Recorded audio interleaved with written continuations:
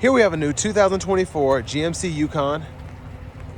Now this Yukon comes in the AT4 trim level in onyx black, and then we have jet black perforated leather interior. For the powertrain, we get that standard 5.3 liter naturally aspirated V8 engine, made into a 10-speed automatic transmission. Not seeing any changes on the outside of this Yukon AT4 from the 23 model, but coming around to the front end here, that same aggressive front fascia, love that. LED headlamps, LED daytime running lights, and LED fog lights. Red recovery hooks there, just make it pop that much more. And then coming around to the wheels here, these are gonna be 20-inch aluminum. We get passive keyless entry on all four doors, power running boards on this particular model. And then over here, we have our power door lock controls, one-touch automatic up and down windows for the front, just express down for the back, memory seat controls, power folding mirrors with blind spot monitors, and then we have a rear window lock, power mirror controls are there. And then we do have a Bose sound system, electronic parking brake, lane keeping system, parking sensors, auto stop, 360 camera, hill descent, downhill brake control, and then traction control toggles there. We have several drive modes, tow haul, off-road, sport, and then normal. And then our four-wheel drive controls. We do get a full four-wheel drive system, so we have our four-wheel up and four-wheel low. And then our four-wheel high, four-wheel low, Headlamp controls, fog light controls are there. Heads-up display controls are there. And then we have a power tilt and telescoping steering wheel. Hood release.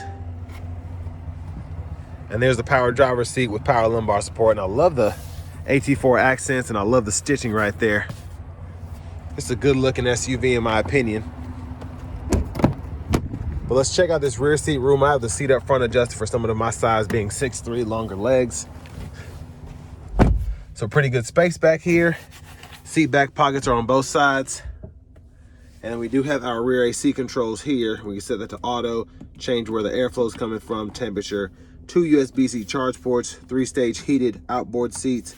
And then we do have a 110 or 120 volt 3-prong household plug-in back in there. And bottle holders are here.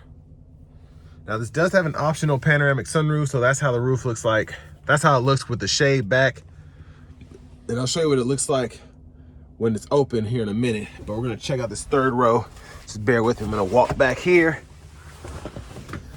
So you saw how I sat in the seat up front, that seat in the second row, and then I'm back here in the third row. I actually, where the roof kind of curves up, I still have a couple inches of headroom, even though my legs can barely fit back here. So that's pretty impressive. And then bottle holder there, USB-C charge port, either side. So, I mean, just a very practical SUV in my opinion. In terms of storage, let's put it that way, because this is thirsty. And I'll show you the fuel economy numbers when we get to the window sticker. But one last thing, we can hang a couple hangers on that hook there. It's pretty strong. And then we do have our LED reading lights for the back. Fuel filler.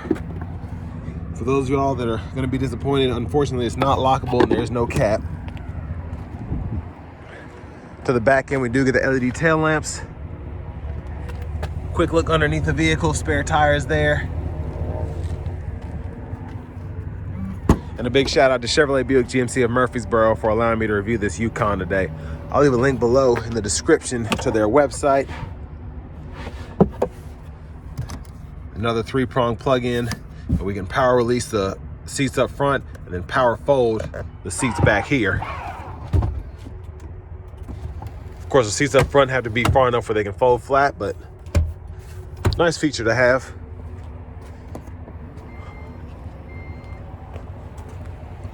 And then back to the second row. If you want to just fold the seat flat, all you have to do is fold it down into the floor. Pretty easy to do. And then you just pull up on it to get it back into place. And you want to pull this lever to actually pull the seat back or forward. And then to the second row seat, or the front passenger seat, There we have our power controls with power lumbar. And we have the side pocket on the driver's side and front passenger side. Lockable glove compartments here, decent size. I would have liked it to be a little bigger and taken away some of this, but Now to the sticker, you all can pause anywhere you need to take a closer look. Just gonna go through everything. So I like how this one is equipped because it's still under 80 grand, but I get the power steps, the sunroof, the technology package, and then the bucket seats. So technology package I think is pretty important. You get that surround vision, the heads up display, and then the rear pedestrian alert. The rear pedestrian alert's not really a big thing for me because you have a backup camera, but you never know when you'll need it. But there are the fuel economy numbers there. And then back to the front, I'm gonna open the hood. And it's covered up. There's that 5.3 liter naturally aspirated V8.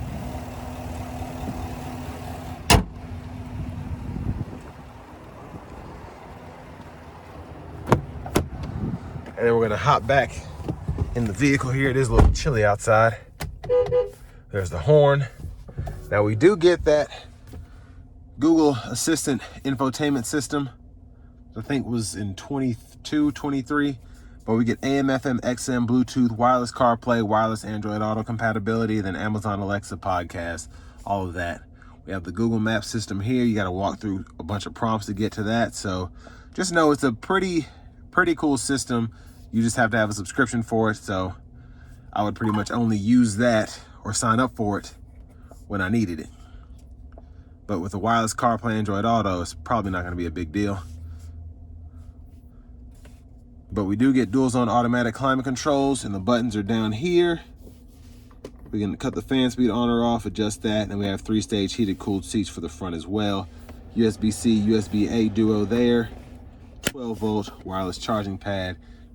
Tune knob, just a few buttons here. Mostly everything can be done through the screen for the most part, but it's nice that you have that capability to do either or. And then for your settings, you go in here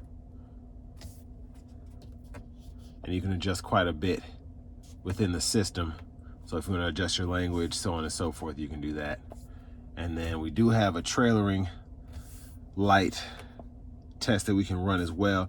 You can get the optional trailering package. It gives you a little bit more just in terms of getting a bird's eye view over the trailer and things of that nature. But backup cameras there, guidelines follow. You should turn the steering wheel. Front cameras there, curbside view, trailer hitch view. So several different views there. Now for the shifter, it is all push button. Reverse, neutral, drive, low, and then you can manually shift there. Press P for park. Hazards are there. And then a little storage cubby here. And then the center console cubby space, pretty large, removable tray. And then we have a USB-C, USB-A charge duo in there to go with the one we have above the wireless charging pad. And then up here, we can actually turn these LED lights on or off. And then these are the controls for the sunroof, for the power lift gate, universal home remote, and then we can fold down that third row back here if we want to. But let's go ahead and slide this roof back so you can see how far it goes. So that's one touch there. So pretty nice. And then we can also close it with one touch as well as close the shade at the same time, which is nice. Vanity mirrors here. A nice premium look, I think.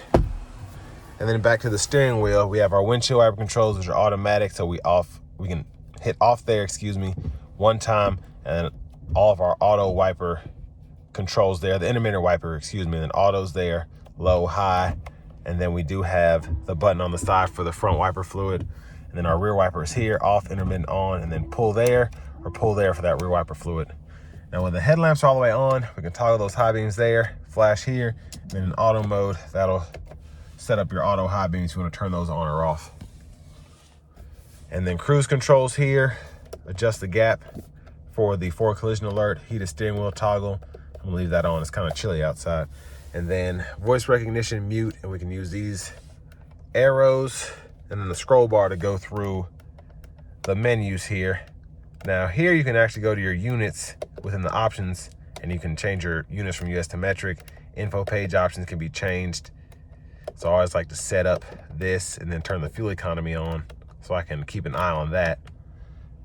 And you can even see the engine hours, so on and so forth. Now for the heads-up display, see if I can get that. There we go. Turn that brightness up there. I'm gonna zoom in just a little bit so you can see the different pages.